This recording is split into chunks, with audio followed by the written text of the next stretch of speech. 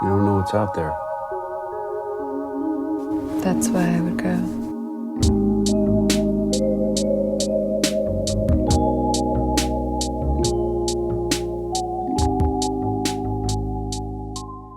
Hi, and welcome back to Wild Dream, where we give you the freshest takes on the latest movies. My name is David. My name's Daniel. And we are back.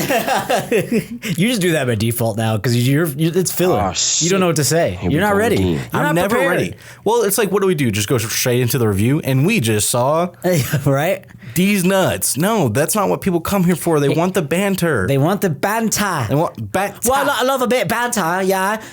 We got a wee cheeky takeaway tonight for Connor's got this and that.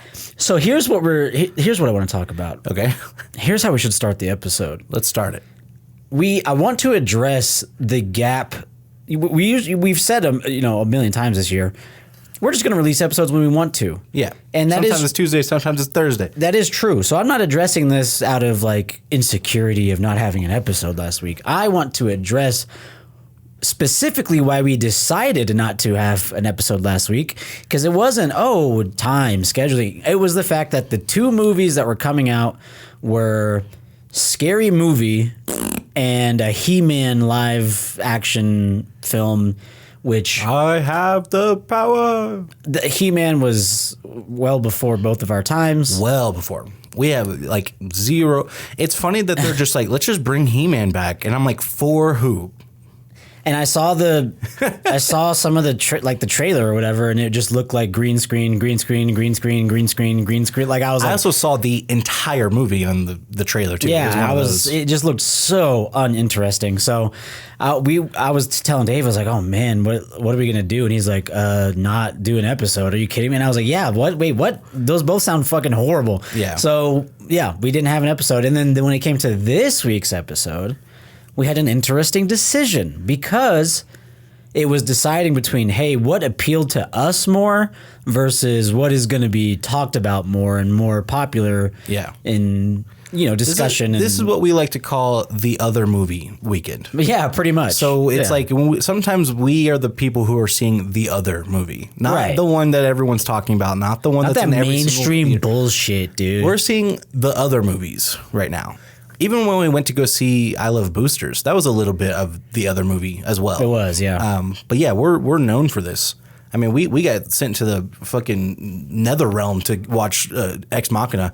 I never walked that far into a theater in my life to that point. No, you know what really speaks to it is the fact that our first episode is Vengeance.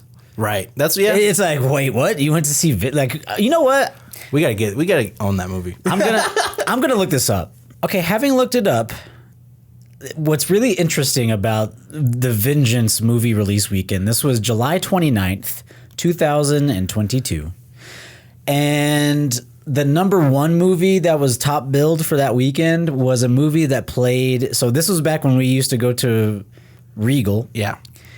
And I remember this movie notoriously because I swear to God, this movie was playing at that Regal every weekend for the rest of the year.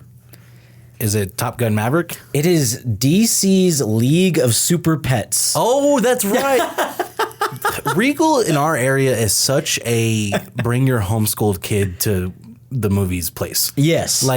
Or even stay at home moms for toddlers. Like that's why The Sheep Detective was sold out on a Wednesday at 2 p.m. But yeah, Regal is very much that kind of place. Well, the one near us, yes. Yes. Yeah, that's why I said in our area. Yeah, in our area.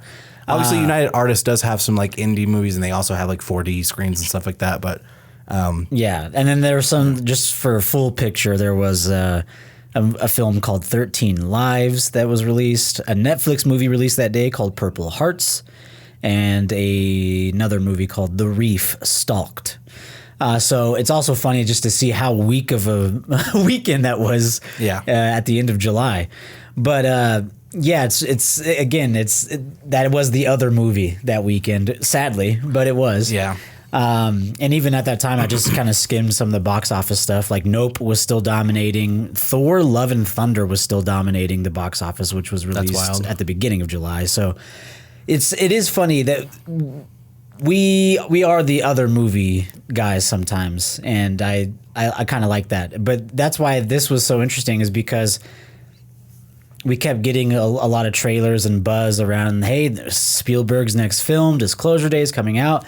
But we kept seeing like extended trailers for the movie, and we were losing interest the more that they showed. Yeah. And even the original trailer, the teaser was like, like, Right. I don't know. It's not that I like dislike alien movies, but I will say of like that, I don't want to say genre. Like when it comes to like sci-fi or horror, Aliens is pretty low on my list of like movies that I like. You know what I mean? Like I never liked the Alien series. I know that, Timothy and Mo talked about the Aliens movies for like, forever when back we were in Texas, but I was never a really big fan of those. And then even like, Spielberg, E.T., like I think E.T. is like pretty good, for what it was at its time, but it's just not a genre I've ever been like that into.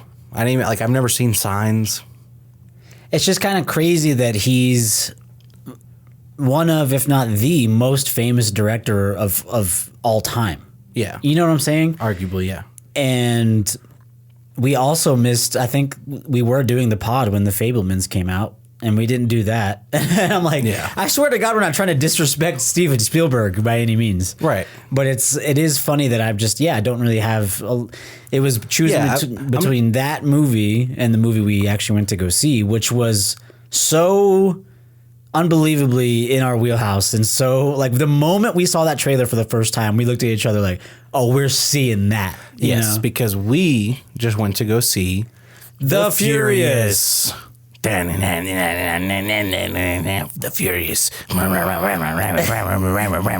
what that riff you just did was, by the way? Mortal Kombat? No.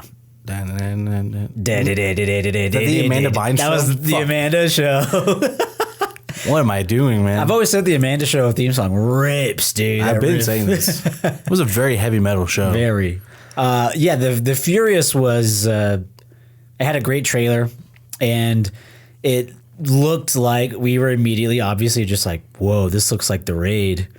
And you guys have heard us just gush about the Raid series for 4 straight years on this podcast. So obviously we were like, dude, we got to go see that. Yeah. And not only that, but right before the movie comes out, Captain Murphy comes out of retirement to make a song for this movie. An artist we both really enjoy. You want to talk about us being the other movie guys? How about the fact that both of us listened to Captain Murphy? Right. The other Flying Lotus music project. Yeah. I mean, Captain Murphy is like so under, like you can't even find his shit. I know, yeah. I think it was, I want to say 2013 was his full-length project, the only one he's ever released. Yeah. Captain Murphy is Flying Lotus's... Rap persona? Yeah, rap persona. Fursona? Fursona? That's what furries called themselves in their suits. Oh, It's their I wouldn't know that, but your freaky ass would know that. This reveals a lot about you. This is a big deal. So released a track like a week before the movie came out, and hearing that, like hearing that in the track actually gave me goosebumps. Yeah. And so it was really building a lot of hype. I was like, God, I'm just so excited to see this movie. And also, we as much as we've seen a lot of good films this year, it has been a great year for film. I was kind of craving like a dumb action movie a little bit. I think it's because we know what time, like it's summer. We usually do our It's the time of the year for the mindless, just overly violent, action-packed movie with unrealistic everything, physics and damage and abilities, like just all of that stuff. That stuff is fun. I mean, we talk about The Raid all the time on this podcast. I think that, a movie that's very comparable to The Raid in certain aspects is John Wick. So, the John Wick series. Yeah. And this movie is in that realm. This is it's a kung fu movie. Like that's been a genre for, 100 years, kung fu movies, like even longer than that. So everyone knows what to kind of expect from a kung fu movie, and we've gotten like better and better over the years with kung fu movies, obviously because of stunt acting getting better and cinematography and all those things. So yeah, I mean it's a genre that we are fans of. especially for The Raid, which is an Indonesian kung fu movie, The Raid and The Raid 2.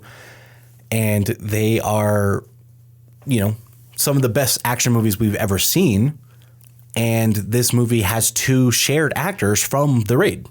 So, it's just one of the, and it's one of those things where you go, okay, you see that guy and you go, the only thing I know about this actor is he is really fucking good at kung fu. So it's like you get really excited because that's the only thing that these actors will ever do is be in movies where they do kung fu, because that's like, it was a very clear streamlined path of them being fighters and then getting put into movies, Right. So you have this kind of elevated expectation going into the movie. And yeah, I mean, I will say, as far as a movie to turn your brain off and just watch people fight each other, very fun. Yeah, it delivered on that front for sure. I do think our excitement for the movie was because it reminded us of The Raid. So I certainly don't want to say that this is on The Raid's level, because it's not. It is a lot worse. And nothing is. Like, right. I think John Wick is like a very close second in terms of movie about one guy who kills 1,000 people. I agree. I think that's a big gap for me. Like, me personally, I love John Wick, and I watch that movie like every year, and I would still put, The Raid 2 like 10 spots ahead of John Wick. Like it's a big gap for me. I feel you. Yeah. And so when you come to any kung fu movie, we're going to be thinking about The Raid. We're going to be comparing it to The Raid 2, and that's not always fair, because that is a movie that I think is nearly a perfect action movie. Right. And it is funny you say that, because I do actually really I've only seen John Wick 4, which we were on Watch Skip Plus's episode for that, if you guys want to go check that out. And that's the only John Wick movie I've seen, but that's like legit one of the best action movies I've ever seen. Yeah. It was but it's because of, obviously the action is so incredible, but what puts that in that tier for me is the fact that it is so visually stunning. Yeah, and that's what they're known for. Like there are shots in that film that could be like screensavers. You know what I mean? Like that type of where it's just beautiful. It's like such a gorgeous film. Yeah, and even you watch The Raid 2, like the opening scene of The Raid 2, you would think this was like an art house film. You would think, dude, and I was really, that is something I was thinking of during this film, is like, this has none of that sauce, right? Yeah.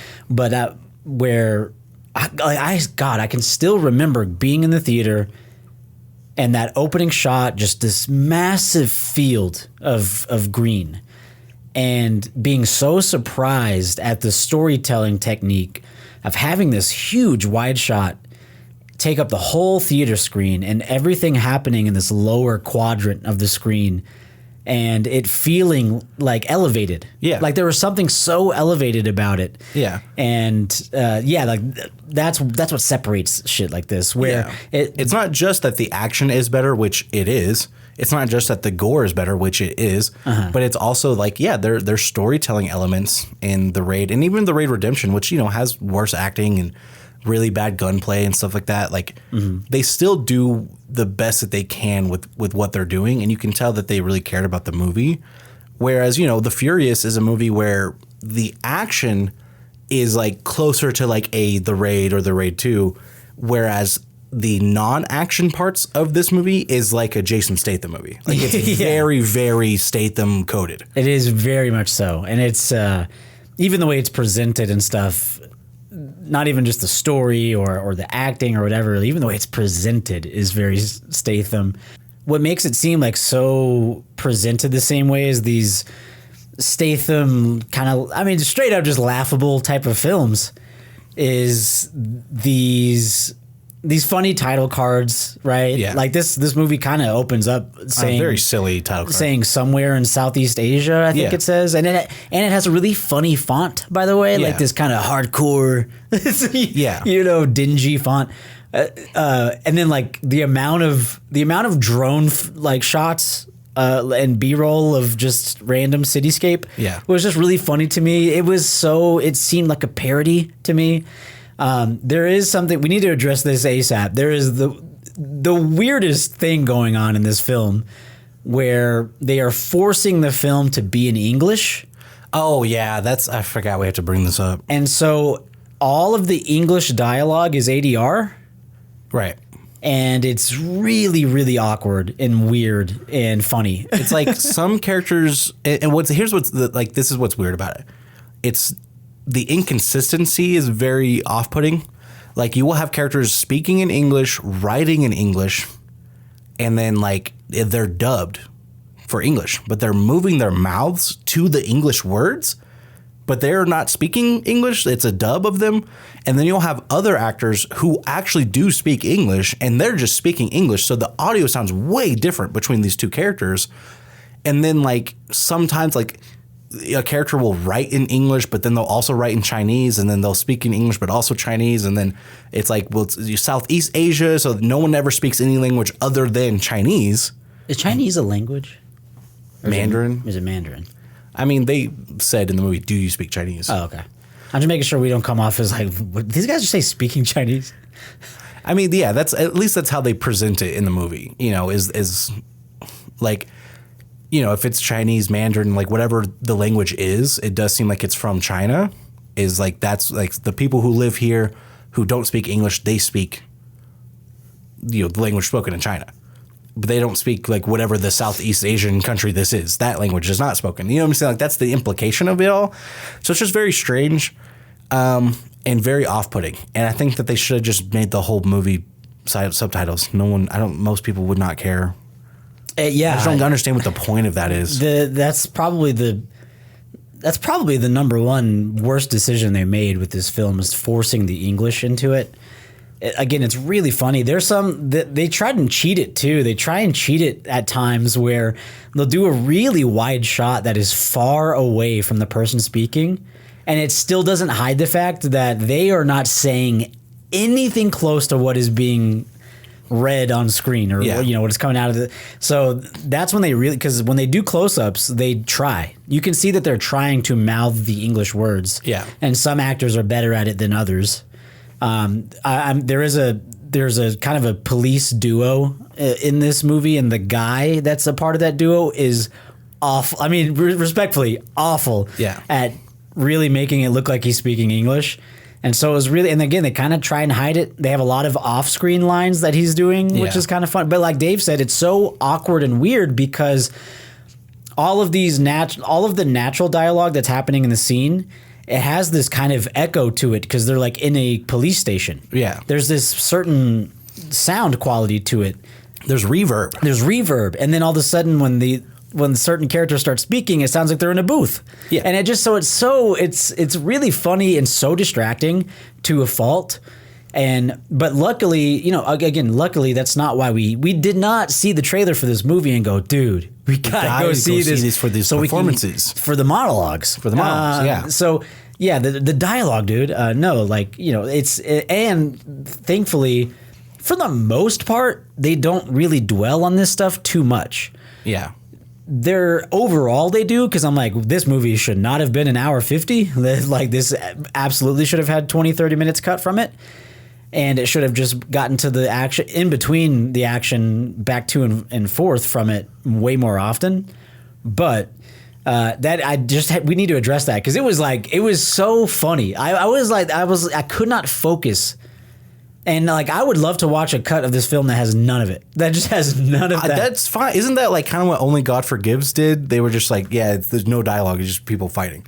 Pretty much. I mean, that was a very slow paced kind of movie. Yeah. For that reason. But I mean, John Wick is kind of like that. When you start getting to him killing people, it really is just scene after scene after scene of him killing people.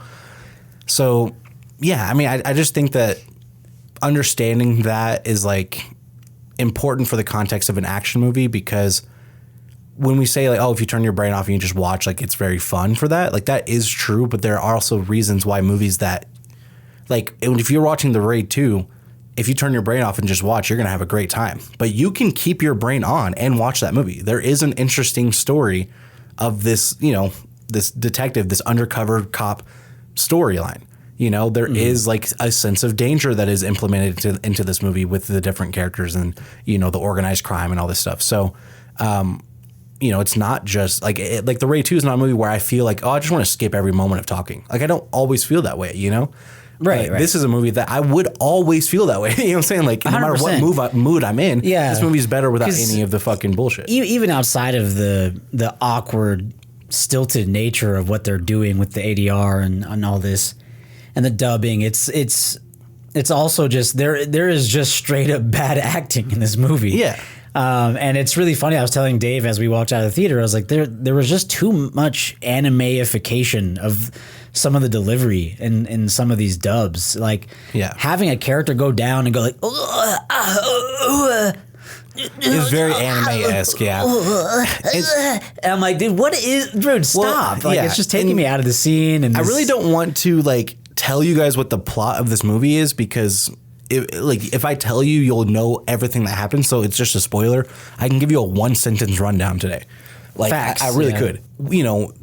Thinking about spoiler-free talks. And again, I was watching The Raid Redemption the other day too.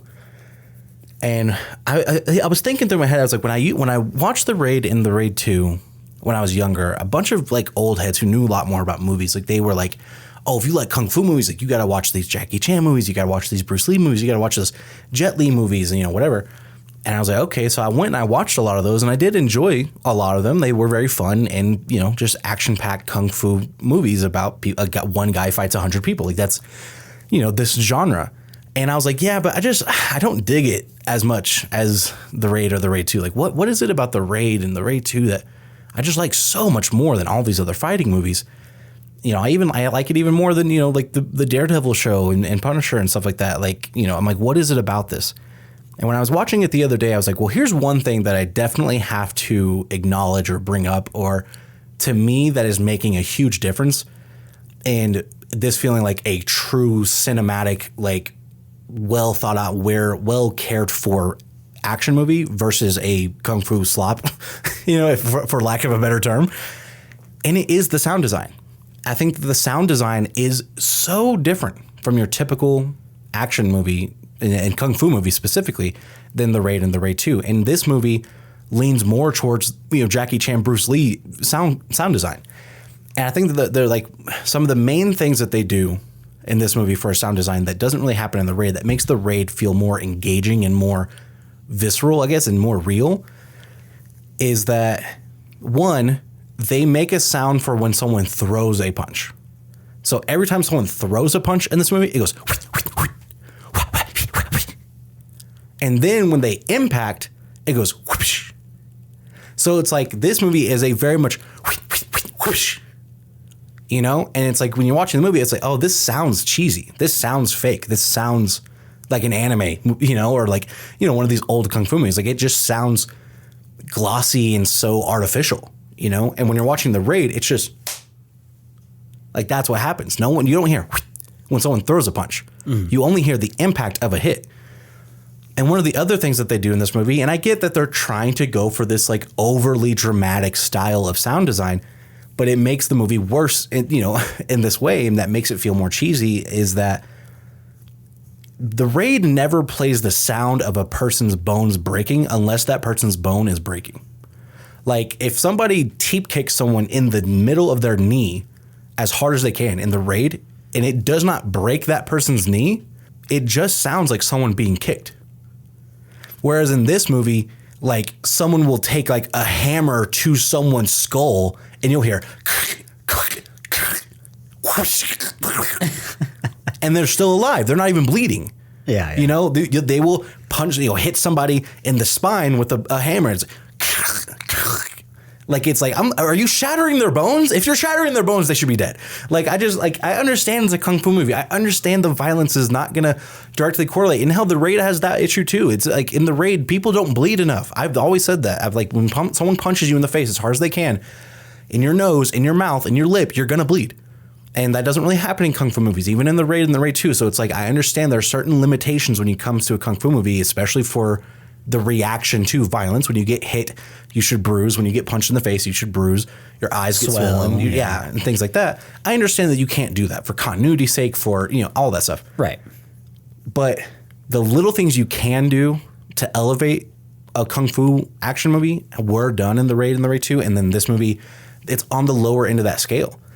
And so sound design to me is something that I really do. So like not only are we talking about, all this dialogue, the sound designing of that was just done horribly, but even the fighting is like, oh my God, like this sounds like a movie from the 60s or 70s. Like this is like sounds like Kill Bill even. It's like I hate that part of it.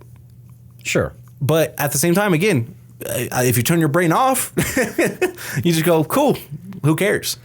Yeah, but because I'm not familiar with anime, because I've tried a lot of animes. It is just not an art form for me. I don't like anime. I can't. But have you seen this one? Right. Everyone I've ever talked to that likes anime. But have you seen? I can't like say in good confidence. I can't claim in good confidence like this is why this movie is so the way it is. But this movie it's funny that this movie's called The Furious because there are parts of it that remind me of the Fast and Furious. I think stuff like just the absurdity of what is happening and being so silly, it does remind me of that. And of people have talked a lot about the Fast and Furious and these. How did they jump out of a plane? How did they jump off of a car onto a cliff? How did he save her? None of this makes sense. They would have done this. They would have done that. Blah blah blah blah blah. There's a lot of that in this. A character gets a sledgehammer broken over his head, and he's like, "Hey, let's keep fighting." Yeah. Well, even like, and this is not even a spoiler because this is like before the first act like really gets started. Is the main character gets hit by a car going like 50 miles an hour. He just stands up. He just stands up and walks it off. Just walks it off. So it's like it's very over the top in that way. Yeah. And I think, like you said, that happens so early. I think that because they establish it so early, you're kind of along for it. Yeah. So it's not just like everyone's invincible in this. Yeah. I was kind of accepting it in that way, the same way I go into Fast and Furious movies, just expecting that to be the case. And so there is a lot of that in this movie. I think obviously we're talking about there's going to be an obvious comparison and feeling of the Raid when you're watching stuff like this. Especially with shared actors and everything. Yeah, shared actors. Shared location, like, come on. kind of. Yeah. Like, I don't think it's crazy to do so, but I don't want to compare it the whole time because it's not the Raid. It's not the same director. It's not, whatever. It's just the same genre. But, and it's, in Kung Fu, that's another, when you talk about the difference between the Raid and other movies like this, the Kung Fu is one of them. It's a different fighting style. They don't do Kung Fu in that film. So it's, I just want to say, I just wanted to bring up some of the weird / negative things about the film first, the same way it's like, but what do you want first, bad news or good news? And they always say bad news. Because we had a blast with this movie, and I thought it was, the stuff that works is the choreography is so fun, it is so inventive, it is, the way it's filmed is very, very fun and moving. There's a lot of these, what I imagine is kind of like the camera on a crane or something where it's just a lot of movement, or not full 360, but just constantly pivoting on this 180 axis to give you a whole feeling of space of the set that they're fighting in.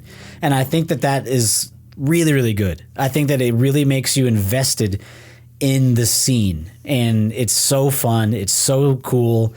I love that there are different fighting styles in the movie. That's very true. That's always so you have someone who's real swift, fast, and uses their speed, and you have someone who uses their brute force and is more wrestling instead of stuff like that. And you have a guy who's like kind of lanky, so he uses a different style of distance based fighting, and he doesn't do any grappling. And then you have other people who use weapons, and so like the weapon play, I thought was one of the best parts of the movie. Yeah, the props and stuff were so fun. The people who use weapons in this movie, that choreography is done really, really well. And it's not like, you get worried sometimes that it's going to be gimmicky in terms of like when a character first uses a hammer, you're worried like, oh, he's the hammer guy. Yeah. If that makes sense. Oh, every scene is going to have a hammer type thing. Yeah. It doesn't do that. It's like it really does play with the set a lot. And to the point where I'm really excited to talk about in spoiler talk, the final prop used in the movie, what they fight with was just so It's kind of goofy. I'll give that. Yeah, it's so funny, but like in the best way. Yeah. It's like, yes, if you're, again. It's like, go there. Why not? Exactly. This movie has been so over the top and so silly. So it's such a perfect choice to me to do, even though it is silly and goofy. Yeah. It's like good because this movie has been silly and goofy. Yeah. The locations of the fight scenes too, I thought were very creative. Now there is one that's like not that creative, and I'll get to that because I've seen it in a couple of other movies. But you know, there are some ones that I was like, oh, of all the kung fu movies I've ever watched, I've never seen a fight scene in this type of location, and the way that they did it was really good and very, you know, like using that environment to a certain extent, like, you know, using this environment to its max potential. And it actually gave me a scene in a place I've never seen a fight scene take place in this before. And the way they did it was really cool. And so like I'm excited to talk about that. And especially the context for a specific actor and how that it made me think of that. So I'll mention that too. But yeah, I mean, at this, like, you know, this is a movie, like I said, there are two shared actors from the Raid, you know, over to this movie. So like even me just seeing that, I was like, oh, I'm super excited for this. And it didn't disappoint from that aspect. Like I'm just watching a movie of people beating the hell out of each other. I'm like, hell yeah, like that's awesome. It is, you know, and you know, it is a very, very easy contained story to get behind. And so, you know, from that perspective, it's like, yeah, nothing about the story is something you've never seen before. There's nothing interesting or unique about the story. So I needed the fighting to be interesting and unique. And for a couple of scenes, it really was. I agree. Just the stunt work in this film is actually like top notch. It is really, really good. It is up there with some of the best. It's that good, especially when you really take into consideration some of the moving scenery that they fight in and stuff as well. You know, to blow the Raid 2 again, it's just like having the idea to have a car chase scene and going, what if we just pass the camera through the car and then... Like without even logistics being involved yet, having the idea of that is already that's so insane to me. Yeah. That's so insane to me to have the idea. To make it work is even, I'm like, dude, you know, I'm on my knees praising. Yes. Yeah. We can praise the filmmaking of the Raid. Exactly. And so when it comes to ideas like that, I love the inventiveness. And there are a couple of those in this movie where the idea itself going, hey, what if we did this? It's like, dude, hell yeah, you're thinking the right way. Like, let's figure it out and let's see how we can make it happen. And so, yeah, I think the thing I wanted to say too before we move on is I think if you're going if you want to go watch this movie, if you are hearing all this, like, dude, this action was so fucking cool. It was so this, it was so that. And if you go see the movie and you're only about halfway in and you're like, I mean, it's all right. Like, it's definitely been fun. I'm like, wait. Yes. Just wait, because what this film really does is it takes the last 20 to 25 minutes and it is pure, non-stop peak action for 20 plus straight minutes. Yes, it is so worth it. If you are familiar with one of the shared actors in this movie, okay, one of the shared actors in this movie is a bad guy. I will say that. It's pretty obvious even from he wears red, so bad guy. He's a bad guy, and he was in the Raid 1, and in the Raid 1, he plays a bad guy, and he has the best fight scene in the entire movie is that guy. And then in the Raid 2, that guy is in the Raid 2, plays a different character, and then he has top 3 best fight scenes, and again, every single scene in that movie is a fight scene, but top 3 best fight scenes in the movie is in the Raid 2 from this same guy.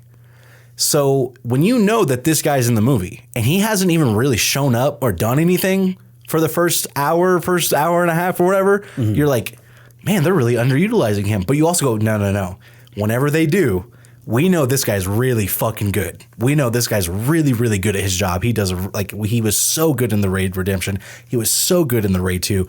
They're not going to let this guy be a side character. He's going to fight someone. And when he does, it's going to take a while. And so it does. So it's like, for me, I was able to like hold on to that thought. I was like, hey, as long as we get to whenever he fights someone, it's going to be fucking awesome. And it was. Yeah.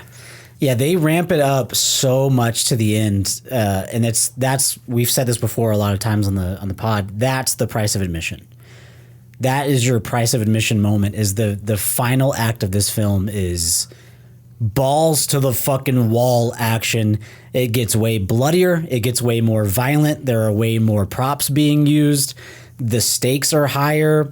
Everyone is getting fucked up more than they have in the whole movie. It's so funny because this movie is an A plot, B plot thing. Yeah, kind of, yeah. But at the end, they kind of do the same thing, but A fight, B fight. Yes. You know what I mean? Okay, so like, it's awesome. There's no break. It's action, action, action, action, action, dude. Yeah. The final fight scene is a 2v2, then 2v1, then 1v4, then 1v2, then 1v3, Yeah. then one-on-one-on-one, then one-on-one-on-one-on-one-on-one, and then 2v2 again, and then 2v2. So I'm like, when we say non-stop, just you have no idea what is about to happen.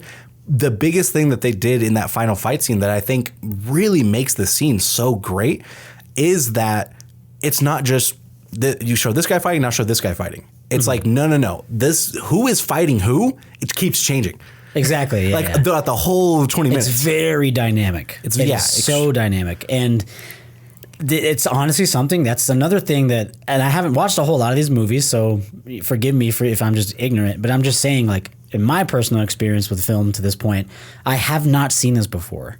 I haven't seen this mix and match of character motivations leading to what you just said. Like this 3v1, and it's all of a sudden usually 2v2. a 1v5 or 1v10 throughout the entire movie. This gets into a gray area. Yeah. Instead of just bad guys versus good guys. It's so, it makes most it kung so fu dynamic. movies It's lead fun. up to a 1v1. Like we make fun of that in Brock Shadow. True. Right? So like in Brock Shadow, it's, Brock just, takes everyone out easily. And then we build up this huge fight scene for the end of the movie. And then it's, a gimmick as well. Yeah. But that's what most kung fu movies do. That happens in The Raid too. There's the kitchen fight scene is built up throughout the entire movie as these are the two best guys. Even the fight scene in The Raid Redemption, that is another one that they build up. Like this guy loves fighting. He loves fighting so much that it's like he like gets off on it. Like he loves to fist fight people, and he always wants to like make the fight fair. Like not use weapons, not use guns, whatever. He just likes to hit people so much.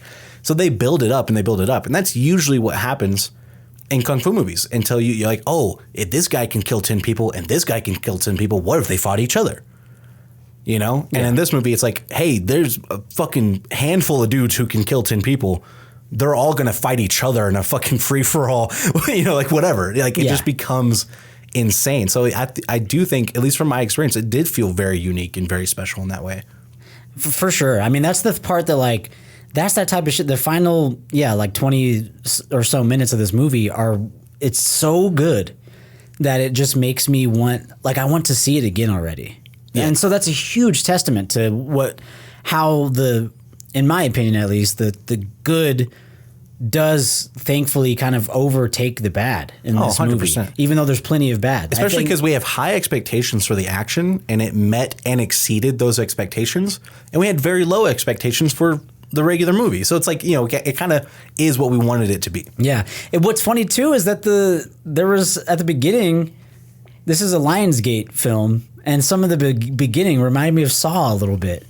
I specifically thought that the opening location where the van is parked outside of, it looked eerily similar to the Saw X treatment center that Jigsaw goes to in Mexico or whatever it is in the movie.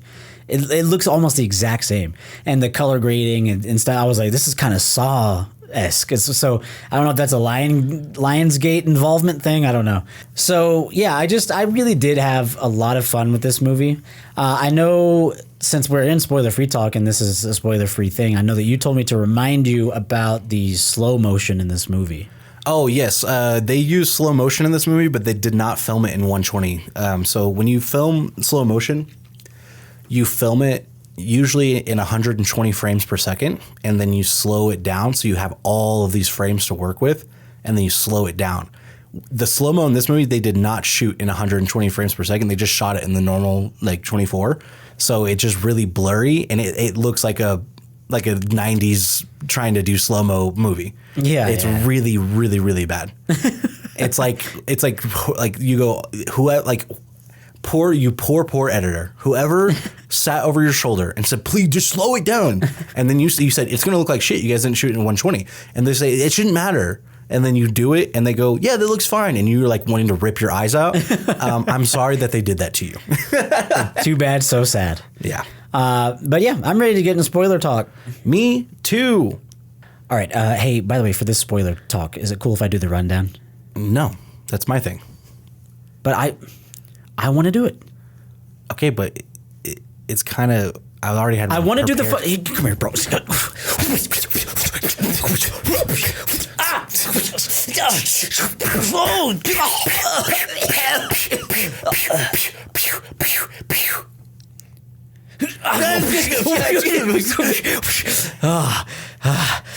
Wait, where is everyone?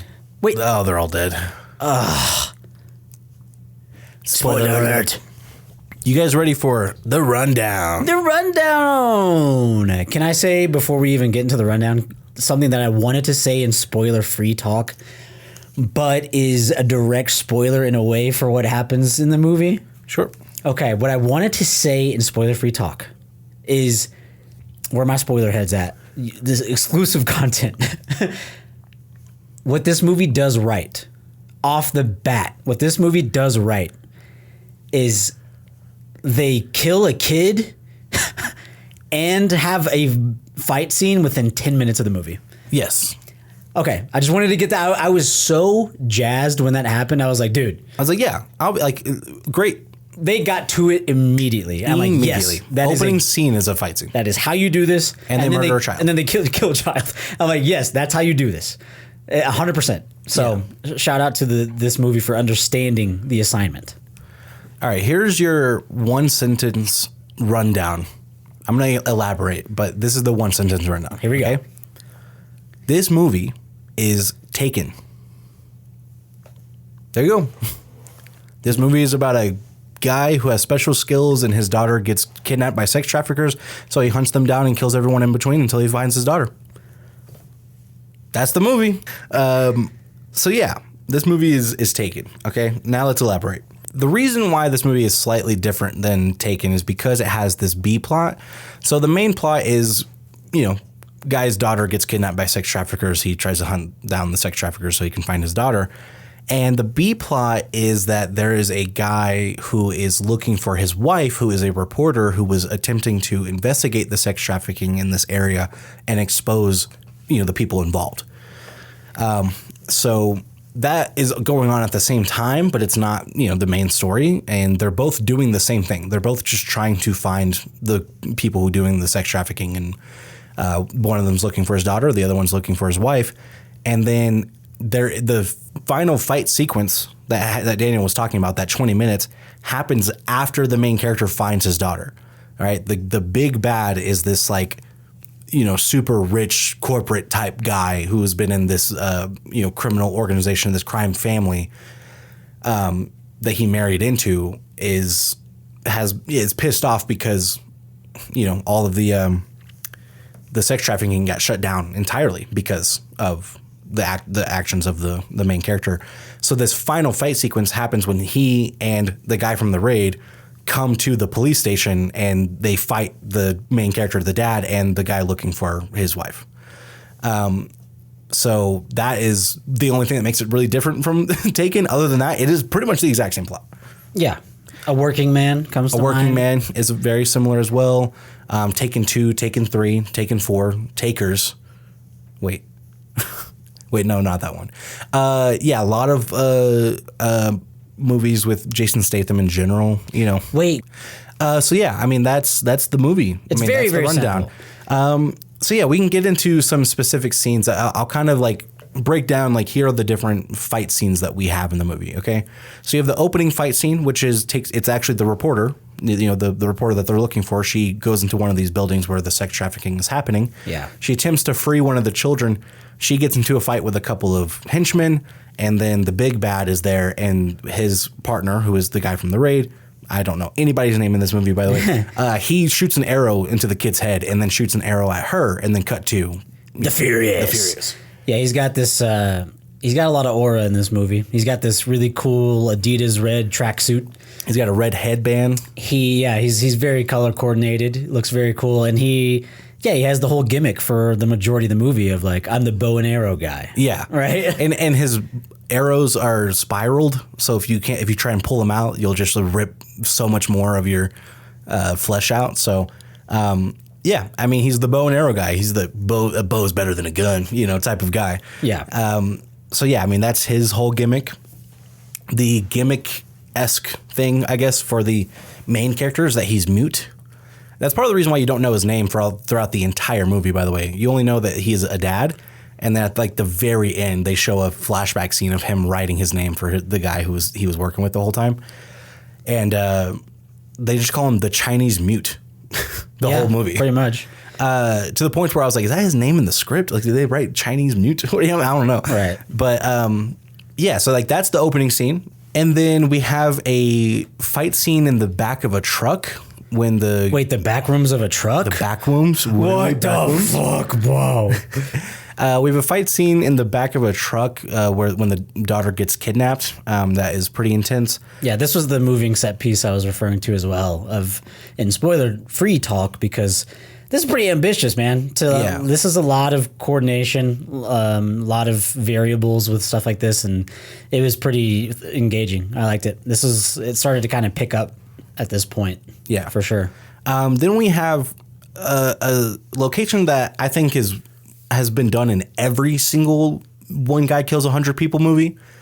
It's not always kung fu movies. Sometimes it's like John Wick, but there's always a nightclub scene. I don't know what's up with that. There's a nightclub scene in this one. Now, I will say this nightclub has a fighting ring in it. And at one point, the main character gets in the ring and fights the two guys who were the professional fighters. So that is really interesting and different. So I like that part of it. Yeah. But at the end of the day, it's a nightclub scene. We've seen nightclub scenes. And yes, someone gets hit over the barricade at the top of the stairs and falls all the way to the floor. Like that happens in every fucking movie like this. It even happens in John Wick 4. Then we have which was my favorite location in terms of being unique, is that they have a fight sequence in a ice warehouse, not like American ice, like an actual frozen blocks of ice warehouse. So it is like a company that delivers ice to people. I don't know. But this location is they're in this refrigerated area where they have these giant ice blocks, and some of the ice blocks have people in them because this is run by this criminal organization that has been killing people by throwing them into these giant like dry ice machines and creating blocks of ice. So it was just very unique. And, I've never seen a fight scene in a place like this, and the way that they like pushed the ice at each other and like slipped on the ice and stuff like that was like very interesting and creative. It was the most video game coded part of the movie. It felt like it would be really fun to play this in a game. Yeah. To have this location with how much fun they were having too, with like breaking some of the blocks of ice and then having this like CGI blood splatter and come towards the screen. It was really cool. And it reminded me of like a video game of grappling your opponent, throwing them against the ice, and now you have an environmental thing you can do. Yeah. It was or like you have to go hide behind the ice and push it at people, whatever. Yeah, it was cool. Very almost true crime coded. If you guys remember the sauna scene, the spa scene. Yeah. Super cool. But so that was a very, unique scene. And it also was funny to me because the guy who plays the guy looking for his wife is Sub-Zero in the new Mortal Kombat movies. So I was calling him Bihan the whole movie because that's Sub-Zero's name. Well, the first, I'm not going to get into Mortal Kombat lore. The original Sub-Zero. All right, nerd. Actually, Bihan's not his name. Well, I'm gonna stop you right there, buddy. If you actually took note of the lore, which I wouldn't expect your feeble little mind to be able to do, then maybe you could differentiate between the actual monikers of each person involved. And maybe you shouldn't have a podcast if you're not going to do the research and you're going to spread false information. That's just my opinion. Go ahead and cancel me. I don't care. So the next scene or the fight sequence that we get takes place in like not a warehouse. It's like a building that's like almost like a residential building, but it has like businesses in the bottom and then like apartments at the top, and it's like it's just very industrial. And this is where they're keeping the kids. And that fight scene was very intense too, because they send like every gangster from the town into this building all at once to go fight. And then, we get the final fight sequence in the police station, which uses like every fucking inch of that police station. Yeah, Very floor intense. 1, floor 2, floor 3, floor 4. Yeah. It's a very like multi-tiered set design with this, and they, like you said, they maximize it. Yeah. And use it to its fullest potential. That's what makes it so exciting. This is where you get you have this brute force character that is the kind of wrestling big Chungus. has 500 million HP character. Yeah, this guy is I don't know, probably 5'6", 5'7", so he towers over everyone in the movie. Right. I don't know if you guys have seen a lot of Southeast Asian movies, but yeah, if you're like close to 6 feet tall, you're a giant. And this is where you get this interesting play of everyone fighting each other, but also having allegiances at points. And it's really weird is because he's one of the bad guys, right? Yeah. However, his father, who was also a bad guy, was killed by the head bad guy. Yeah. So his father was killed by one of his own people of his allegiance. So when he finds the people that he's been trying to kill, the good guys, the whole movie, but then he also sees the guy who killed his father, he's fighting both of them at the same time, kind of. And it's like, what the and it creates such a fun, like, and I say this in a positive way, like hard to follow. Yeah. Because I'm so impressive. Because you never know who's going to get hit or by who. Yeah, and like, the way that they use thing. each other's bodies to block and stuff, because it's all, again, it reminds me of video games a lot. It's like that aggregate, right, of just like seeing where that aggro is going and having to pivot. Yeah. And it's interesting. It's so fun, and it's so just like stimulating to the brain. Yeah. I loved it. It was fun. The thing that a complaint that I have about this movie when it comes to the action is it really does seem like the main character does not kill anybody in this movie until the very, very end, and he kills one person. I was like, if you go watch the Raid 2, Rama kills like 1,000 people. Like he fucking kills everyone. In the Raid 1 too, he shoots people. He beats them to hell. I mean, his brother slits a guy's throat, and like everyone dies. Yeah. The Raid is not afraid to kill. This is a knock people out movie, and Batman style. Yeah, kind of Batman style, Spider-Man, whatever. So because of that, it's a little bit disappointing in certain scenes where someone stops him right before he kills somebody, and I'm just like, bro, you're a pussy. Like, you know what I'm saying? Like it's just like when you start talking about comparing it to other movies, like I hated that. I hated that he just doesn't ever kill anyone. Especially, dude, with this, and they're sex traffickers. I was about to say that's exactly what I was going to say. Like you build, again, what you did right in this movie is in the first 10 minutes you killed a child and had a cool fight scene. To get into details of what I mean by that, I'm not just like pro killing. I'm like, yes, pro kill. Right. I'm saying you establish a horrific enemy that you can't wait to see die. Yeah, that's like what you're supposed to do. These people with a like visceral hate for these people. Exactly. You cannot wait for bad things to happen to them because they've been doing awful shit this entire time. Even like you have this character who is this little boy who has like a limp that is luring children away from their families, that they're using him to do the sex trafficking or, human trafficking. They don't explicitly say whatever. He's doing the human trafficking with them, and so you find out that his dad works for these people as well. And that one time he tried to disobey them, and that's why he has the limp now because they broke his leg. It's like they establish like these guys are really bad. You even have like Big Chungus like kicks the daughter in the face while she's trying to go up the stairs to escape. Mm-hmm. So it's like, yeah, you fucking hate these people. And so I wish that they would die, Exactly. The thing about the big fella that I dislike, like, I think that his existence is kind of the goofiest, most like when you go there, they overdid it. They just overdid it. I'm like, I get it. If you guys have ever watched any kung fu movie other than the Raid or the Raid 2, if you count those as kung fu, I know it's not quite that fighting style, but in every like kung fu movie, there's always this big dude who's just bigger than everyone else, and he feels invincible. And it's just like in these older movies, it's very gimmicky. It's very like silly. And so for that to exist in this movie, it's just as silly and gimmicky to the point to where, like Daniel said, they are fighting him and they smash a fucking sledgehammer on the top of his head while like jumping and overhead swinging, and the fucking tip of the hammer breaks off of his head and he is still fine. He just has taken no damage from that. Yeah. It barely knocks him out. Like that, like there's a point in the movie where in the final fight scene where the big bad, you know, the guy who wears a suit, Daddy's boy, we can call him. This guy stabs Big Chungus's fucking back and then slices with a big ass knife, by the way, all the way to the front of his torso. So his arm is barely hanging on, and he still keeps fighting. Like it just becomes so absurd. Like that part like took me out. Like it was still fun, coordinated, you know, interesting fight sequences because he does add this element of grapple, this element of overt strength.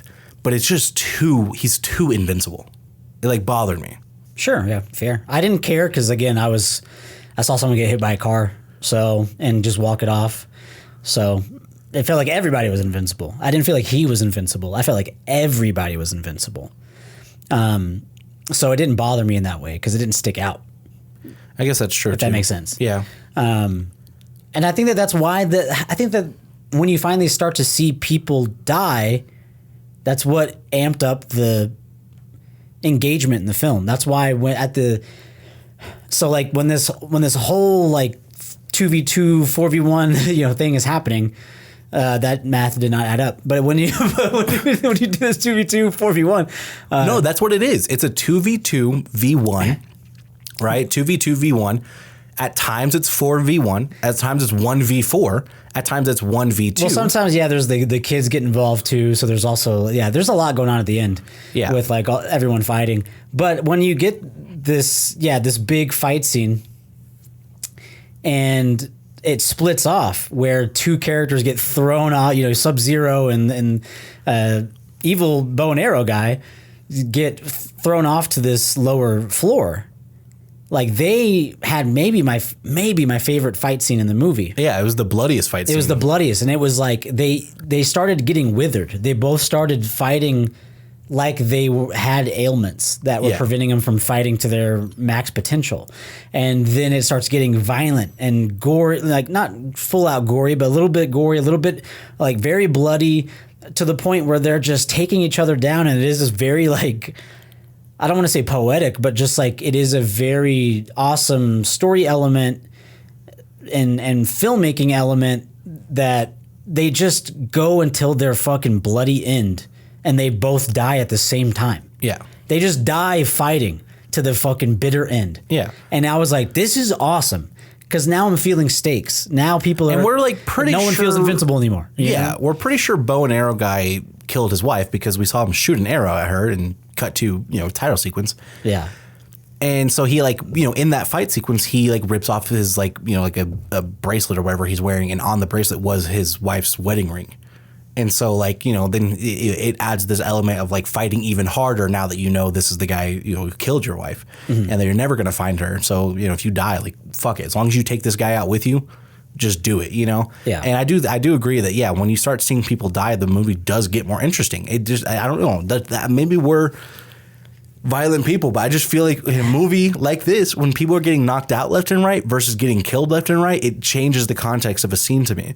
It adds that element of violence. It adds that element of danger as well.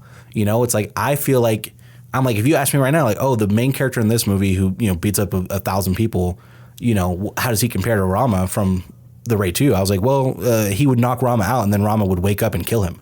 Because Rama kills people. Like, I'm just like, that's where it's different. Like, if, I'm like, you take 3 of these guys to fight Rama because he's just trying to stay alive. Right. Whereas this guy, like, has a mission. It's, like, totally different. And I will say, I do love the establishment of his, like, rage. Like, the way that he, like, chases after the car and he like steps on broken glass and continues to run and chase the car.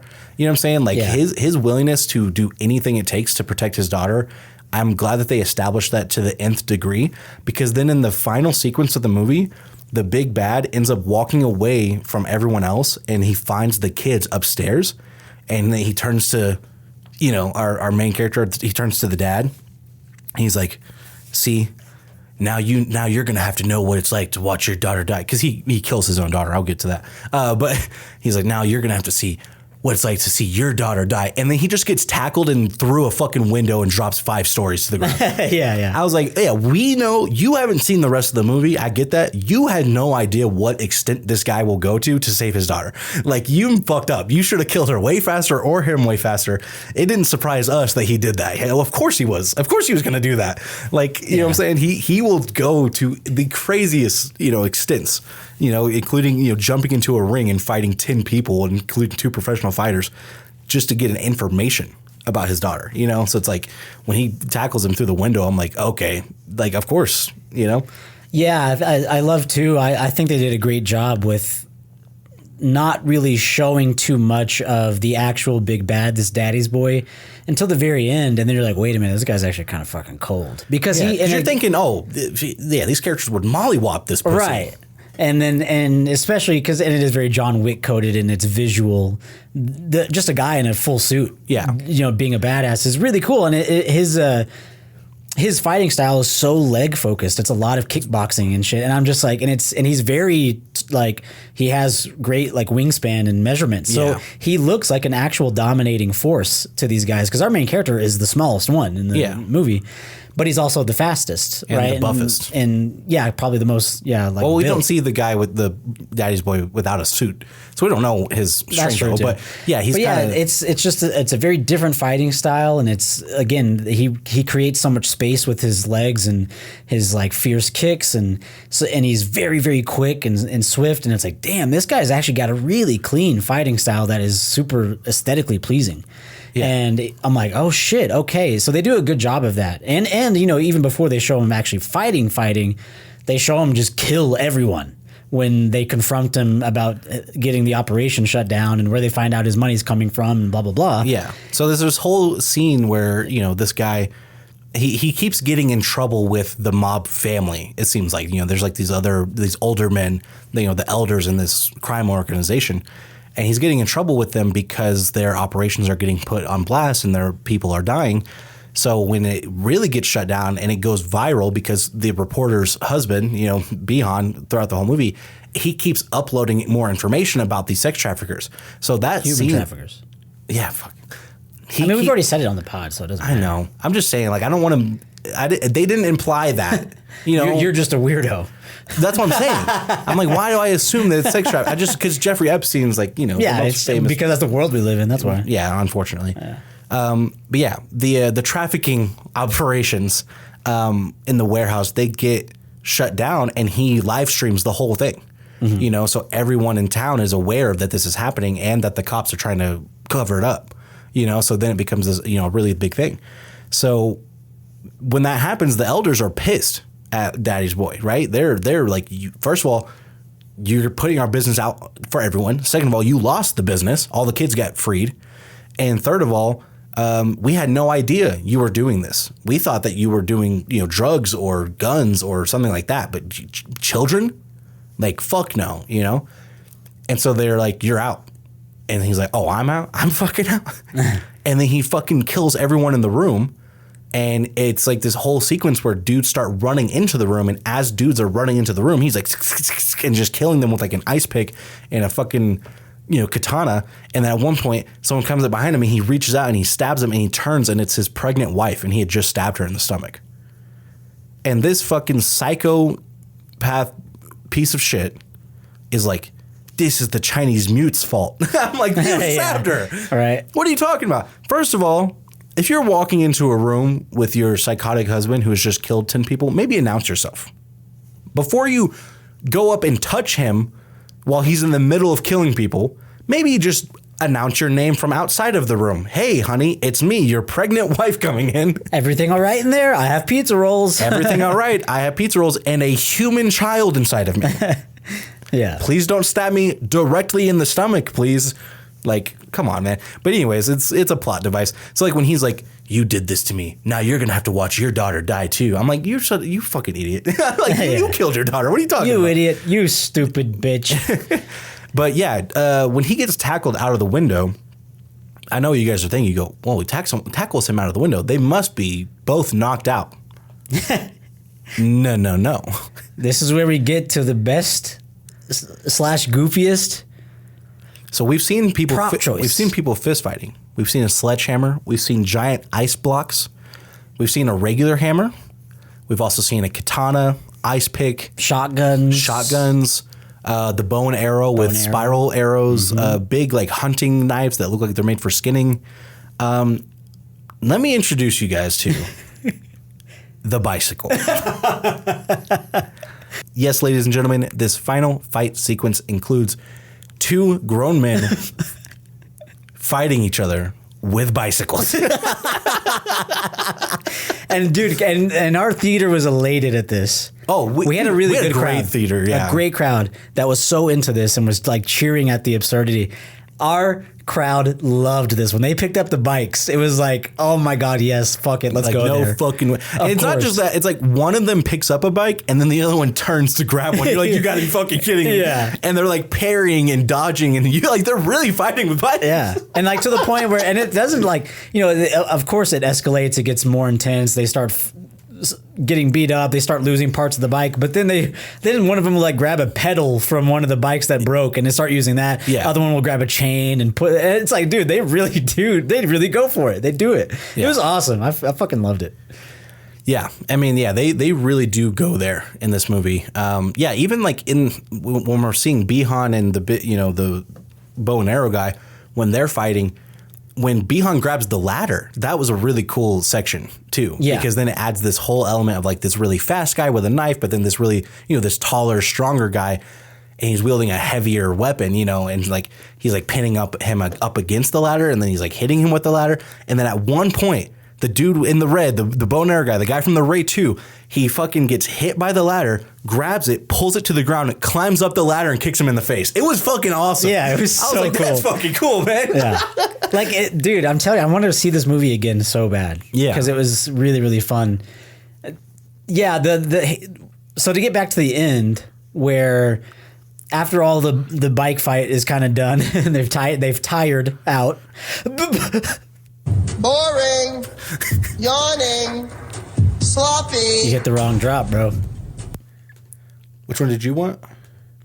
Is there applause? Is there... Oh, bro. Stop. This guy stinks. It was a good pun, bitch.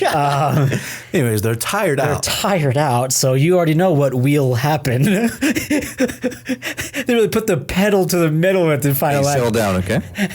And but so this turns into finally our main character getting a advantage by getting over the big bad and wailing on him so fucking hard over and over and over and over and over until eventually his daughter's like, Dad, stop fighting, which we're like, that's what we were talking about. Like, no, fuck that. Yeah. But it also, when we talked about the lack of blood, bruising, swollen, that's what's missing to me in this scene. I mean, his nose gets broken. Does that count for something? Because what I want is the prisoners. I want that prisoners type of reveal of seeing what Paul Dano's character looks like after enduring all this. I want the talk to me reveal of seeing this kid in the hospital and what his face looks like. Now, I want that on this bad guy so bad. Yeah. But it's nothing. It's really nothing. It's like a little bit of wear and tear. His hair's jostled. Yeah, his hair's jostled, and I think his nose gets broken. Mm-hmm. Yeah, so, it actually ends up just having like one of the worst lines of the movie because when he stands up, it looks like he's about to kill the kids now. Because he gets his face smashed into the asphalt 100 times by this fucking professional fighter, and he ends up just walking it off. But he gets up, and then the kids are there, and they're like protecting the main character, and it looks like he's about to kill these kids, and he just goes, I need to get home to my wife and child. And you go, oh, his brain is mush now. Yeah. And then he like collapses and then blood starts pouring out of his eyes. I didn't really need that line. But yeah, I mean, at the end of the day, this is, it's an action kung fu movie that delivers on that. You know, it delivers on these fighting scenes being really engaging and interesting with like we said, the choreography, the cinematography. It helps a lot. And I like that it was a bunch of different settings and different locations throughout the movie. You know, it adds to that element. I think that's one of the reasons why we like John Wick 4 so much, is that they did that too. You know, they went to they went to different countries and shit too, you know, so that was like a little bit more intense. But yeah, I think that the combination of those two things is what elevates this movie for me. But yeah, I mean, I still just, I don't understand the thing about the languages. That it's just that I don't understand it. It's not just that it's bad. I'm also like, why? Yeah. Because if you force the entire movie to be in English, it's like, okay, that makes more sense to the brain. Like, that's the choice. You wanted to sell it in America. Okay. I still don't agree with it, but okay, got it. But it's like, wait, you already have subtitles in the movie, so why not just fully? It's so weird. Yeah. I don't get the back and forth. Bad choice. My favorite part of the movie was the third act. Like I said, that was, again, that's worth the price of admission. Incredible ending to this film. Pure nonstop action. Now, obviously, there's, you know, the very end of this film is a little 2 months later, you know, whatever. Oh, but yeah. it's like a 2-second fucking thing. They're like spreading the ashes of the people who died. Yeah. So it's super quick, happens fast. And that's another thing that reminded me of the Fast and the Furious. It reminded me of the beach ending in one of those Fast and Furious movies. Oh, it reminded me of that. And they're all drinking Coronas. Label out Coronas. Label out Corona Extra. Yeah, so The only Corona for family. yeah, I don't mean that ending. I mean, you know, the final 20 to 30 minutes of the movie. It was fantastic. And my least favorite part of the movie was the choice to force English into this movie and then force these actors to then have to mouth the English words in the script. And it was so stupid and awkward and weird and a bad choice all around. There's nothing good about it. Yeah. My favorite part of this movie is the fighting. Spoiler alert. I don't know if you guys heard about this movie. But yeah, just the fighting in general, it was done really well. And I think that my least favorite part of the movie is that sound design. You know, those choices that I was talking about just make the movie feel gimmicky and cartoony, you know, as opposed to more visceral violence, more brutal violence. Mm-hmm. Which even then, like when you're making the sound of someone's bones breaking, you would think that adds to, you know, the veracity of this fighting, but it doesn't. You know, for me, it makes it worse. Yeah. But yeah, and for this one, it's kind of tough because I want to say, like, as an action movie, it's one thing. Like, as an actual just movie, maybe like a 3 or 4. You know what I mean? Like, it's also it's the Taken plot. It's literally Taken. Like, that's the plot of the movie. Right. I know it's hard to score. Yeah, but as an action movie, it's better than all the Jason Statham movies. 100%. It stands above a lot of this genre. It is tough to score. My brain is trying to simplify it by just saying 50% of this movie was fighting and it fucking rocked, and then 50% of this movie was other shit and it fucking sucked. 5 out of 10.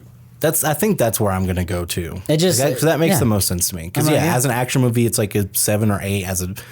It's like a 2, 3, 4 as a regular movie, so 5 kind of right there in the middle. And there's just that personal taste and personal experience. Yeah, that where we it's like this type of movie. Yeah, that it's like, well, I'm sitting here talking about how I want to go see it again. There's not a 3 that I've seen that I wanted to go see again. So it's like, yes, I understand that this movie has 3 elements in it. 100%. Elements of a 3 out of 10 movie, but it's not a 3 out of 10 movie ultimately. Right. So that's where I'm at with it. I think it's a 5 out of 10. It's just, right in the middle. Yeah. As a film. But yeah, some incredible action, some god-awful dialogue. There you go. There you go. So we've seen movies that have god-awful both. So very true. Yeah. You ever seen Transformers? So that's going to be the end of the review, but stick around because in a minute here, we're going to go to the Game Corner. It's time for the Game Corner. Stick around and you're going to have fun with us playing games right after these messages.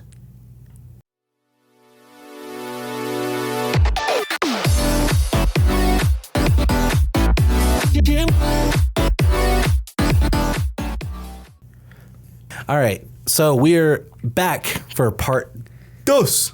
That's right. We're back for a game corner. We're going to play some games today because there's not any trivia at all on IMDb for The Furious. Welcome to the game corner.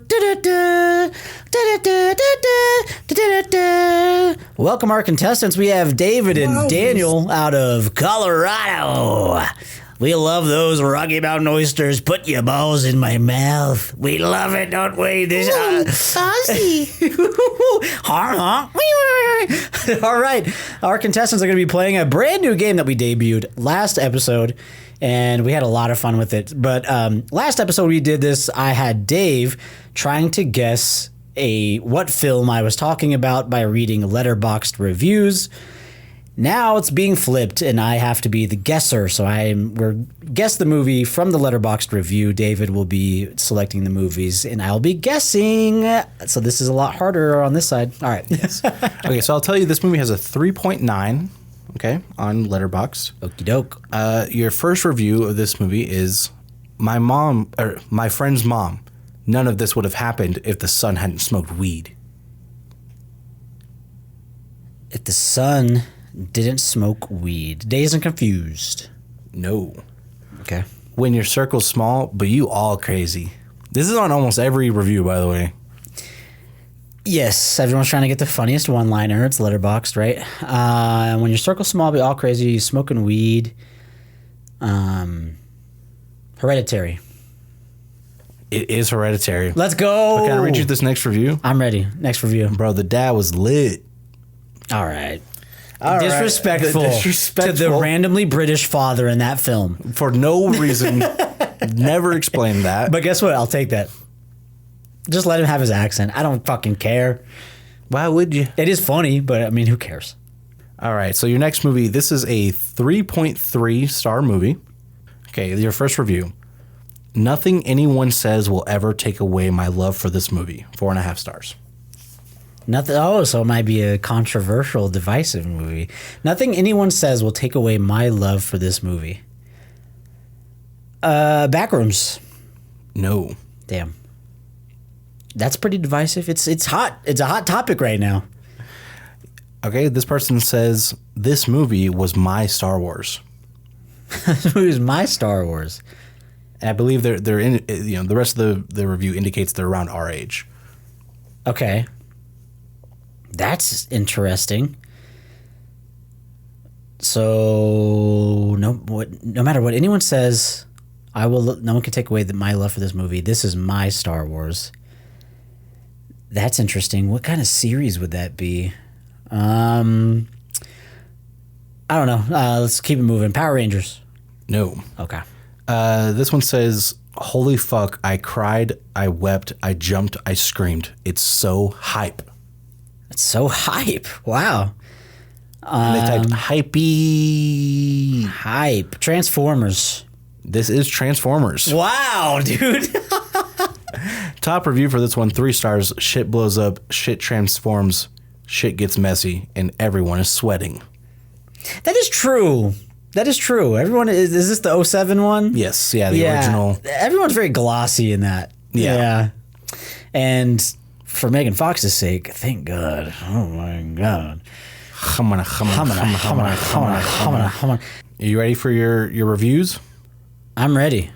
All right, so this one says, this is what I'm talking about. This is that early 21st century popular horror jazz. Early 21st century popular horror jazz. That's a lot of descriptive words in one sentence. I don't know. And what is the 21st century? Is that Now, let's go from 2000 on. I was thinking 2000 on, right? Let's just play it safe here for the first guess. Let's go with The Ring. No. Okay. This person says, man, I know times are rough, but it's hard seeing Pinocchio like this. Okay, it's hard seeing Pinocchio like this. Horror film, Pinocchio. Big nose? A guy, maybe someone has a big nose? Maybe it's the voice actor of Pinocchio? This is interesting to me. I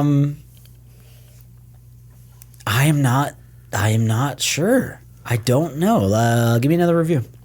This one says, this is 4.5 stars. Well, I wasn't planning on sleeping tonight anyway. So it's actually, at least to this person, actually scary. Hard to see Pinocchio like this is an interesting review. I'm not familiar enough with Pinocchio. I wasn't planning on sleeping tonight anyways. Give me The Conjuring. No. Fuck. This one says, the silence in this film is intense. You would be hearing noises from everywhere and not knowing if it's in your own home or in the film. Oh. Silence. Give me The Strangers. No. Damn. Fuck. Silence is golden, fun fact. All right, let's see if this one is going to give it away. Okay. Potentially. And I don't know. Okay. This one says, Long Legs Who? The First Omen What? This is the most fun you'll have at the movies this year. So this is a recent movie. Because if they're mentioning Long Legs, what was the second movie you said? The First Omen. For The First Omen Who? So Is this that what The Exorcist was? No, that wasn't. I don't know what First Omen is. The First Omen was a release from a couple of years ago, yeah. Okay. That we didn't see. But it was really loved by a lot of people. So this is a recent movie within the past couple of years. I don't know. Pinocchio? I don't know. Talk to me. No. Fuck. This one says, very mindful, very demure. His quest for inner peace gets hijacked by nonstop bullshit family drama. Beau is Afraid? No. Fuck, man. I suck. I was doing so well, and now it's all out of the window. You hate to see it, don't you? Somebody mentions the opening scene or opening sequence of this movie and says, if that happened to me, I would just kill myself. Jesus Christ. Taylor. That was Taylor's review. If you know, you know. A Wild Dream Stream. Who the fuck is Pinocchio? I gotta get that out of my head. I wish I had not heard that review. When you find out, that actually is a fucking funny comment. I'm assuming this is one we've seen. Mm-hmm.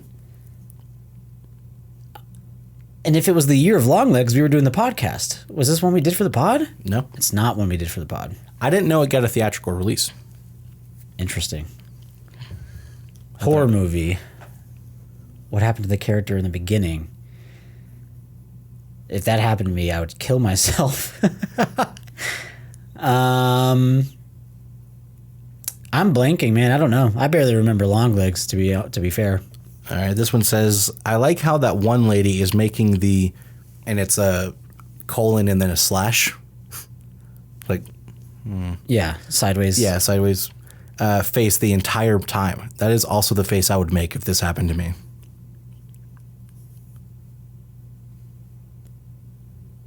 A woman. Dude, I genuinely have nothing. I've got nothing. I might be fully stumped. You might have to give me this is going to give it away review.